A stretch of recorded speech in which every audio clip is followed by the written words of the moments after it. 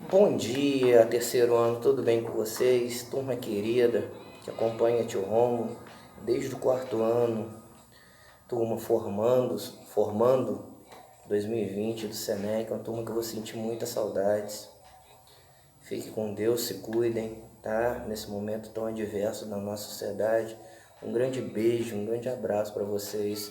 Vocês fazem sim parte da história de Tio Romo. Na página 29, nós começaremos a falar de Era Vargas. A Era Vargas ela se divide em duas. Nós temos a primeira fase, de 1930 até 1945, a fase autoritária, a fase tirana do Vargas, e nós temos a segunda fase, composta pela fase democrática de 1950 a 1954. É o presidente, para mim, que tem mais representatividade na história do Brasil republicano. Apesar de algumas contradições latentes, até crueldade por parte de Vargas, é um presidente que tem muito destaque, principalmente no nosso processo de industrialização e principalmente em relação a direitos trabalhistas, numa mudança de patamar industrial da nossa história, principalmente no que tange à indústria de base. Vargas nasce ainda no século XIX, vai se tornar estudante de direito, é um sulista, né? Ele é do Rio Grande do Sul. Ele tem um legado pecuarista, né? Do Rio Grande do Sul. E assim, em um primeiro momento, a gente pode pensar que a proteção ao produto agroexportador iria acontecer em demasia em relação ao seu governo.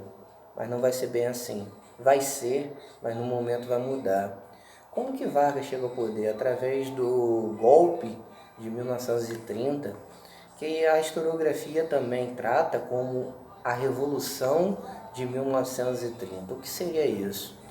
Literalmente a chegada do poder através dos militares, né?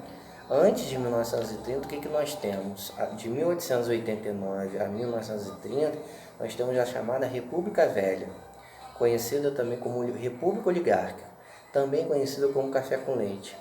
Esse modo republicano de governar já estava se exaurindo ao longo do tempo, ao longo de 40 anos. E nós já temos movimentos de contestações bem pesados em relação à República Velha. Um desses movimentos é o tenentismo, né? Que são jovens tenentes que estão lutando por melhores soldos. É um movimento político barra militar, que achavam que a República Velha não conduzia bem o processo eleitoral, o processo de corrupção. Então Vargas ele é apoiado por esse grupo. Então literalmente é um golpe militar, né? O dia da Revolução de 30 é muito emblemático. Primeiramente nós temos uma eleição, Vargas perde, né? Até que acontece o golpe de 1930, né? Que vai desencadear ele amarrando o seu cavalo na Avenida Rio Branco, no Rio de Janeiro. Inclusive com essa turma no oitavo ano, né? Nós mostramos muito bem na excursão que nós fizemos, né? Lembram disso? Como o tempo passa, né? Então, esse é a Revolução de 30, esse é o golpe de 1930. A partir daí nós temos o governo Vargas. Essa primeira fase ditatorial será até 1945, coincidentemente com o fim da Segunda Guerra Mundial, que a gente vai elencar. O que acontece? Vargas entra no poder, ele precisa ainda proteger seu produto agroexportador. Qual é o produto agroexportador? É o café. E assim como o convênio de Taubaté lá atrás na República Velha, ele realiza praticamente a mesma coisa. Ele compra o excedente do café. Entretanto, o café já entra paulatinamente em um processo de degradação, né? Principalmente com a crise de 1929, que é uma crise do sistema capitalista liberal que atinge diretamente o produto agroexportador café, né? Então vai atingir a nossa exportação e ele, como forma de proteção, ele precisa comprar esse estoque de café. Entretanto, a história possui suas peripécias. E quais peripécias seria, tio Rômulo? Em relação à crise de 29, ele precisava tomar medidas. Existem as coincidências da história, existe a sorte da história e existe a leitura da história. O que faz um grande estadista? O estadista perfeito é o estadista que possui olhos de lince. É aquele que enxerga além do seu tempo. E Vargas, ele consegue enxergar ao longo do tempo que ele vivia.